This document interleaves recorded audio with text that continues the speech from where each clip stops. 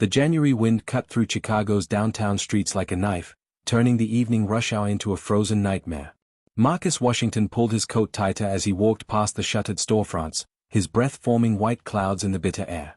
After 16 hours working double shifts at the hospital, exhaustion weighed on him like a physical burden. His scrubs felt thin beneath his winter jacket, and his feet ached with every step toward the train station. The thermometer outside the pharmacy read 8 degrees. Weather reports had warned about the Arctic blast sweeping through the Midwest, but warnings didn't change reality for people who couldn't afford to stay home.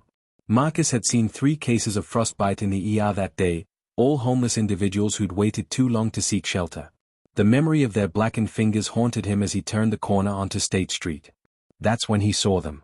A woman stood pressed against a darkened doorway, her thin jacket offering almost no protection against the savage cold.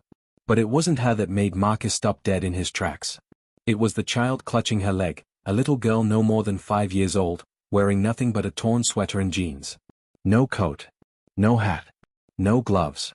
Her small body shook violently, and even from 20 feet away, Marcus could see the blue tinge creeping across her lips. His medical training kicked in immediately. Hypothermia. The child was dangerously close to a life-threatening condition.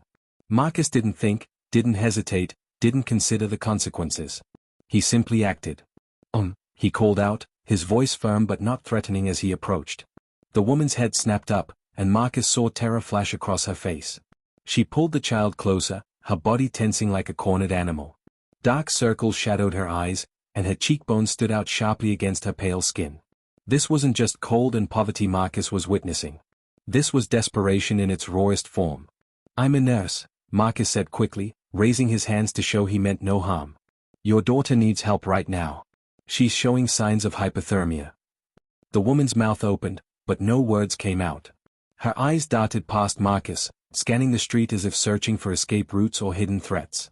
She wrapped her arms tighter around the shivering child, a protective gesture that spoke volumes about whatever circumstances had brought them to this doorway on the coldest night of the year. Marcus was already shrugging out of his heavy winter coat. The cold hit him immediately, biting through his thin scrubs, but he ignored it. He'd grown up in these streets, knew what winter in Chicago could do to the unprepared. He'd lost a cousin to exposure when they were teenagers, a memory that never quite faded no matter how many years passed. "Please," he said, kneeling down to the child's level, making himself less threatening. "Just let me help." The little girl looked up at him with enormous brown eyes that seemed too old for her young face. She was still shaking, her small hands clenched into fists as she tried to generate warmth through sheer willpower. Marcus could see her confusion, her fear, but also something else. A flicker of hope. "Sweetie, I'm going to put this coat on you, okay?"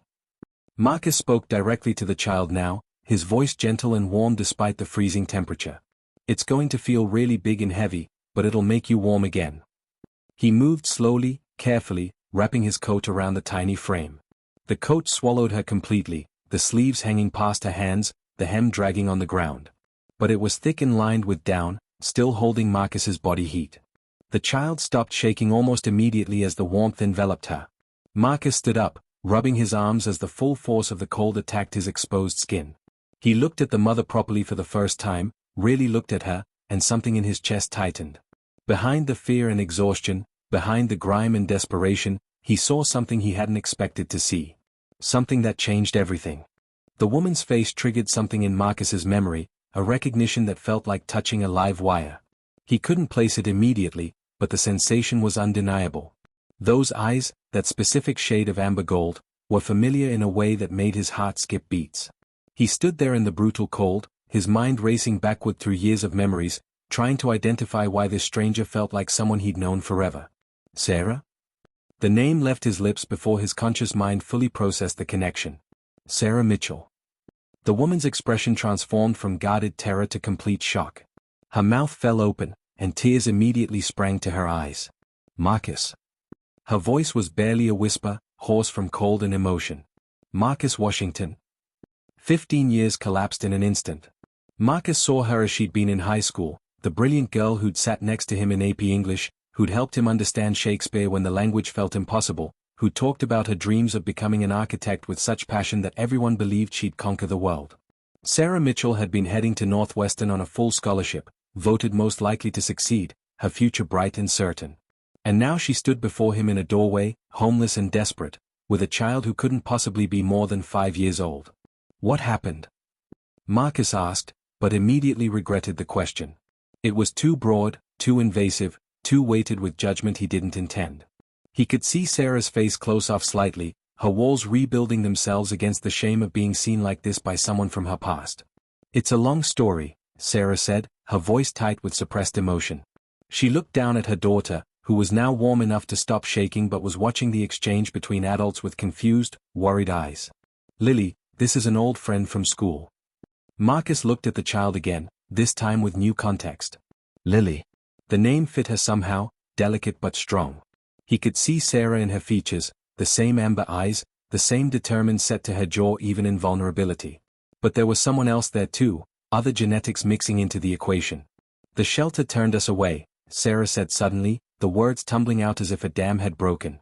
They're over capacity because of the cold snap.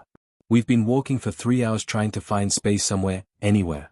I've called every number, knocked on every door. Her voice cracked. I don't know what else to do. Marcus felt something fundamental shift inside him. This wasn't just a stranger on the street needing help. This was someone who'd once helped him pass a class he'd been failing, who'd shared her lunch with him when his mother couldn't afford to send him with food, who'd been kind when kindness wasn't common in their rough neighborhood high school. The universe had placed her in his path tonight, and he refused to believe it was coincidence. Come with me, Marcus said, making a decision that surprised even himself. My apartment is 4 blocks from here. You can both warm up, eat something, figure out next steps. Sarah's face showed the internal war happening inside her. Pride battled with desperation. Fear of accepting help from a man she hadn't seen in 15 years fought against the maternal instinct to protect her child at any cost. Marcus could see her calculating risks, weighing options, trying to determine if this offer was safe or dangerous. I promise you're safe, Marcus added, understanding her hesitation at a deep level. I'm a nurse at Northwestern Memorial. I've been working double shifts all week. I'm just trying to help. He paused, then added the thing he knew would matter most. Sarah, it's 8 degrees outside. Lily needs to be somewhere warm tonight. The child's name on his lips seemed to break through Sarah's resistance. She looked down at her daughter, bundled in Marcus's coat, and something in her expression softened from rigid defense to exhausted acceptance. Okay, she whispered. Thank you. They walked through the frozen streets, an unlikely trio moving slowly because Lily's small legs couldn't keep pace. Marcus wanted to ask 1,000 questions but kept silent, knowing that Sarah would share her story when she felt ready. The cold bit into his arms and chest through his thin scrubs, but he barely felt it. His mind was too busy processing this impossible reunion, wondering what series of disasters had brought Sarah Mitchell from Northwestern scholarship to homeless doorway. When they finally reached his building, Marcus used his key card to enter the lobby, grateful for the blast of heated air that greeted them. Marcus's apartment was small but clean, a 1-bedroom space that reflected the practical nature of someone who spent more time at work than home. The furniture was minimal but comfortable, the kitchen compact but functional. Sarah stood in the doorway as if afraid to enter, her body language screaming discomfort despite her obvious exhaustion. Lily pressed against her mother's leg, eyes wide as she took in the warm, safe space. Please, sit down, Marcus said, gesturing toward the worn but sturdy couch. I'll make some tea, get some food together. When's the last time you both ate? Sarah's silence was answer enough. Marcus moved into the kitchen, pulling out bread, cheese, turkey, and fruit. Nothing fancy, but substantial and nourishing. He could hear Sarah finally moving into the apartment, the soft sound of her settling onto the couch with Lily still wrapped in his coat. As the kettle heated, Marcus found himself stealing glances at them. Sarah's hands were red and chapped from cold, her nails broken and dirty. Her clothes, while clean, were obviously inadequate for winter, probably donated items from a shelter. But it was the exhaustion in her posture that hit him hardest. She sat like someone who'd been running for so long that rest felt foreign and dangerous. Here, Marcus said, bringing over sandwiches and apple slices. Lily's eyes widened at the food, and the way she grabbed the sandwich with both hands and bit into it with desperate hunger made Marcus's chest ache. No child should be that hungry. Sarah ate more slowly, more carefully, as if she'd trained herself to make food last. Thank you, she said between small bites. You don't understand how much this means. You don't have to thank me, Marcus replied, settling into the armchair across from them with his own cup of tea. But I'd like to understand what happened. If you want to tell me. Sarah looked at Lily, who was working her way through a second sandwich with single-minded focus. Something painful crossed Sarah's face, a mixture of love and guilt that Marcus recognized from his work with trauma patients. Can she watch something? I don't want her to hear all of this again. Marcus set up a tablet with cartoons, and Lily, warm and fed, curled up on the couch with the device, finally allowing herself to be a child instead of a survivor. Once she was absorbed in the bright colors and cheerful sounds, Sarah's careful composure began to crack. I got pregnant my freshman year at Northwestern, she began, her voice low and steady, as if she'd practiced this story in her head many times but rarely spoke it aloud. The father was another student, someone I thought I loved. When I told him, he disappeared. Transferred schools, blocked my number, just vanished. Marcus said nothing, just listened. He'd seen enough in the ER to know that sometimes people just needed to speak their truth without interruption. I tried to keep going with school, but morning sickness was brutal. I missed classes, fell behind. My scholarship was academic performance-based, and when my grades dropped, they pulled my funding. I couldn't afford tuition without it, couldn't work enough hours while pregnant to save money, couldn't go home because my parents. She paused, pain flickering across her face. My parents told me I'd made my bed and needed to lie in it. They're very religious, very strict about having children outside marriage. The words poured out now, 5 years of struggle compressed into minutes. Sarah had tried to work while pregnant, but without a degree and with obvious pregnancy, job opportunities vanished. She'd given birth in a county hospital, then spent Lily's first year in transitional housing, trying desperately to cobble together childcare and work schedules that never quite aligned. I had a good job for a while, administrative work at a law firm. We had an apartment, nothing fancy, but it was ours. Lily was in daycare, I was saving money, working toward getting back to school somehow. Sarah's hands twisted in her lap. Then I got sick. Pneumonia that wouldn't clear. I missed too much work, lost the job, lost the apartment. We've been in the shelter system for 8 months now. What about family? Marcus asked gently. Friends from school? Anyone who could help? Sarah's laugh was bitter. You'd be surprised how fast people disappear when you're not succeeding anymore. I reached out at first, but pride only lets you ask for help so many times before you stop asking. And my old friends, they're all living the lives we were supposed to live. Good jobs, nice apartments, going back for graduate degrees. How do you explain to them that you're sleeping in shelters? Marcus understood that particular shame, the way poverty isolated people not just materially but socially. He'd seen it in his own family, the way his mother had hidden their struggles from neighbors, pretending everything was fine even when they were one paycheck from eviction. The worst part isn't even the homelessness, Sarah continued, her voice cracking. It's watching Lily grow up like this. She's so smart, Marcus. She should be in kindergarten, learning to read, making friends, having birthday parties. Instead, she's learning which shelters are safe, how to sleep in noisy rooms, how to be invisible. Marcus sat in silence after Sarah finished speaking, her story settling over the room like heavy snow. Lily had fallen asleep on the couch, still wrapped in his coat, her small face finally peaceful in genuine rest. The apartment felt charged with unspoken possibilities, with decisions that would alter the trajectory of multiple lives depending on what happened next. Sarah watched her daughter sleep with an expression of fierce protectiveness mixed with bone-deep despair. Marcus recognized that look from his work in the pediatric wing, the way parents faced impossible choices with inadequate resources. He'd watched mothers decide between medication and food, fathers choose which child would get new shoes, families torn apart by systems that claimed to help but mostly just shuffled poverty around like cards in a cruel game. You can stay here tonight, Marcus said, the words coming out more forceful than he intended. Both of you. You take the bedroom, I'll sleep out here on the couch. Sarah's head snapped up, her amber eyes wide with something between hope and suspicion. Marcus, we can't just move into your apartment. You've already done so much. It's one night, Marcus countered, though even as he said it, he knew he was lying to both of them. His mind was already working through logistics, possibilities, solutions. It's dangerous cold outside. Lily needs real sleep, in a real bed. We can figure out tomorrow when it comes. I can't pay you, Sarah said bluntly. I can't afford rent. I'm barely scraping together money for food, and that's only because of food banks and church programs. Marcus understood her need to establish this upfront, the way poverty forced brutal honesty about finances. I'm not asking you to pay me. I'm asking you to accept help from an old friend when you need it. Sarah's eyes filled with tears that she aggressively blinked back. Why are you doing this?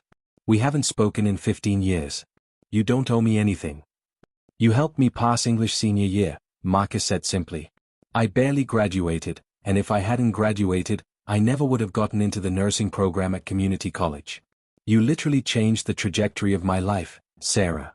And you did it just because you were a good person who believed everyone deserved help. The memory hung between them. Marcus recalled those afternoons in the library, Sarah patiently explaining themes and symbolism while he struggled to understand why any of it mattered. She'd never made him feel stupid, never showed frustration with his questions, just kept explaining in different ways until something clicked. That patience, that fundamental belief in his potential, had carried him through many hard moments since. That was just tutoring, Sarah protested weakly. This is completely different. Is it? Marcus leaned forward, his voice intense. You saw someone struggling and helped them. That's exactly what I'm doing now. Besides, this apartment is too damn quiet most of the time. I work crazy hours, sleep here, then go back to work. It would honestly be nice to come home to people instead of empty rooms. He wasn't lying about that. The loneliness of his life had been weighing on Marcus lately, the way his dedication to his career had left little room for relationships or connection. His last girlfriend had left 6 months ago, frustrated by his constant schedule changes and emotional exhaustion from work. His parents had retired to Arizona, his siblings scattered across different states pursuing their own lives. The apartment had begun to feel less like a home and more like a way station between shifts. Sarah looked around the space as if seeing it with new eyes, calculating square footage and possibilities. What about Lily? She's 5, Marcus. She's loud, messy, full of energy. Your life would completely change. Good, Marcus said, surprising himself with his vehemence. Maybe it needs to change. Maybe I need something more than work and sleep and work again. Maybe you both showing up tonight was the universe telling me to wake up and actually live. The words sounded dramatic even to his own ears, but Marcus meant them. Something about finding Sarah in that doorway, about seeing Lily shivering in the cold, had cracked open something in his chest that he'd been keeping carefully sealed. For years, he'd told himself that his work was enough, that helping patients was sufficient purpose. But watching Lily sleep peacefully on his couch, seeing Sarah's guarded hope, Marcus realized how much he'd been merely existing rather than living. I need to think about this, Sarah said carefully. I need to make sure it's the right thing for Lily.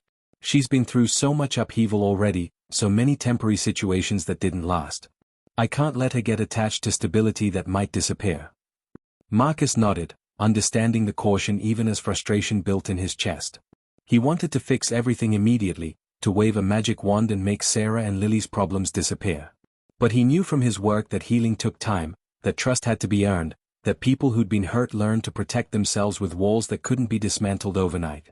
Fair enough, Marcus said. But regardless of what happens tomorrow or next week, tonight you're both safe and warm. That's enough for now. Morning light filtered through Marcus's apartment windows, turning everything soft and golden. He woke on the couch to the smell of coffee and the sound of quiet movement in his kitchen. For a moment, disoriented from exhaustion, Marcus couldn't remember why he wasn't in his bed. Then memory returned in a rush, and he sat up to find Sarah standing at his stove, making scrambled eggs while Lily sat at the small table coloring with crayons Marcus didn't remember owning. You didn't have to cook, Marcus said, his voice rough with sleep. Sarah turned, and in the morning light, Marcus could see her more clearly than he had the night before. Cleaned up, rested, she looked more like the girl he remembered from high school. The exhaustion hadn't disappeared from her eyes, but some of the edge of desperation had softened overnight. I wanted to, Sarah replied. It's the least I could do after you literally gave us the coat off your back. She glanced at Lily, who was absorbed in her drawing. She slept 12 hours straight. I don't think she slept that well in months. Marcus watched Lily work on her picture, her tongue poking out slightly in concentration. She'd drawn what looked like a house with 3 stick figures standing in front, all holding hands. The innocence of it hit him hard, this child's hunger for normal family life bleeding through in crayon. I called 3 friends this morning, Sarah said, turning back to the eggs. People from college I haven't spoken to in years. Swallowed my pride and asked for help, for leads on jobs or housing or anything. She paused, her shoulders tense. 2 didn't answer. 1 told me she'd pray for me but couldn't offer anything concrete. The bitterness in Sarah's voice was earned, Marcus thought. People loved to offer thoughts and prayers but rarely wanted to provide actual material help that required sacrifice or discomfort. I have an idea, Marcus said, standing and moving to pour himself coffee. My hospital has a family resource center. They help staff and community members connect to social services, housing assistance, job training programs. Let me make some calls today, see what's available. Sarah's back stiffened. Marcus, I've already been through the system. I filled out 1,000 forms, sat in 100 waiting rooms, heard every version of "we'll get back to you" that exists. It doesn't work for people like me. I make too much from odd jobs to qualify for some programs, but not enough to actually survive. I fall through every crack. Marcus understood her frustration. He'd seen it countless times in the ER, the way bureaucracy turned help into an obstacle course that exhausted the people who needed it most. I know the system is broken. But the resource center has advocates who know how to navigate it, who can push applications through faster, who know which programs actually work.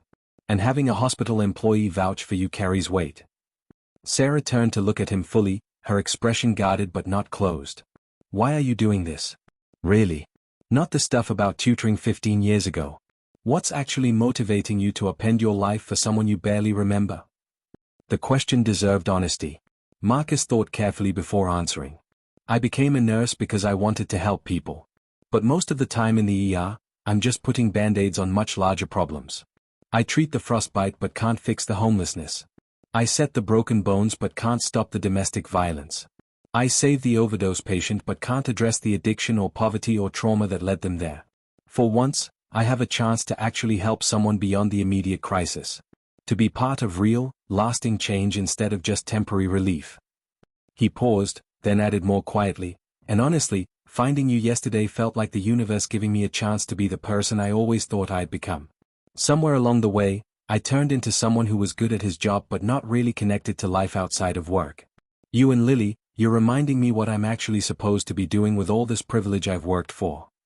Sarah's eyes glistened, but she maintained her composure. And when reality sets in? When Lily has nightmares from months of shelter trauma? When I can't find work fast enough to contribute? When being around us stops feeling noble and starts feeling like an inconvenience?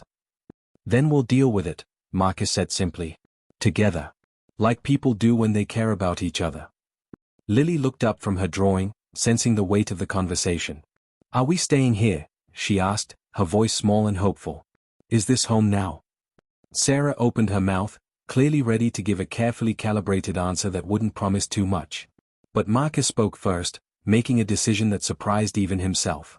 If you want it to be, then yes. This can be home. He saw Sarah's conflict, her desire to protect Lily from disappointment warring with her exhaustion from fighting alone. Marcus held her gaze, trying to communicate without words that this wasn't temporary kindness or impulsive charity. This was commitment. Okay, Sarah finally whispered. We'll stay. We'll try. But I find work, Marcus. I contribute. This isn't charity, it's partnership. And if at any point you regret this, you tell me honestly and we leave with no hard feelings. Marcus nodded, relief flooding through him. Deal. And Sarah? You're going to be okay. You both are. I promise. Later, after breakfast, Marcus made calls while Sarah and Lily explored the neighborhood, getting familiar with their new surroundings. He contacted the hospital resource center, his supervisor, friends who might know of job opportunities. He rearranged his life in real time, creating space for two people he'd known for less than 24 hours but who already felt essential. When they returned that afternoon, pink-cheeked from cold but smiling, Lily ran to show Marcus a rock she'd found that looked like a heart. Sarah hung back, watching them interact, and Marcus saw something shift in her expression. Hope, fragile but real, blooming despite everything that had tried to kill it.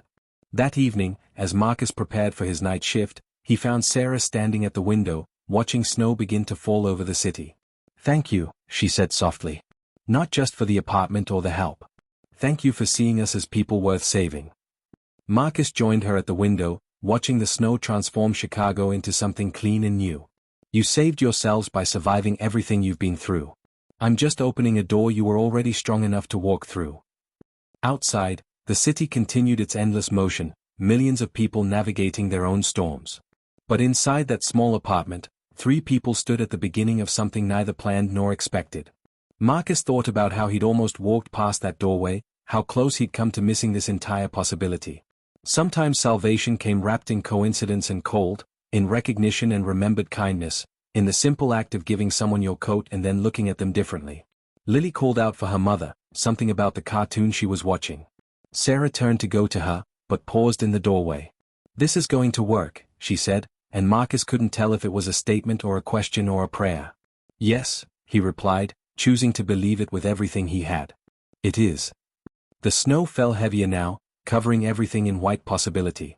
And somewhere in the heart of Chicago, in a modest apartment that had been too quiet for too long, a family began forming from the broken pieces of 3 separate lives.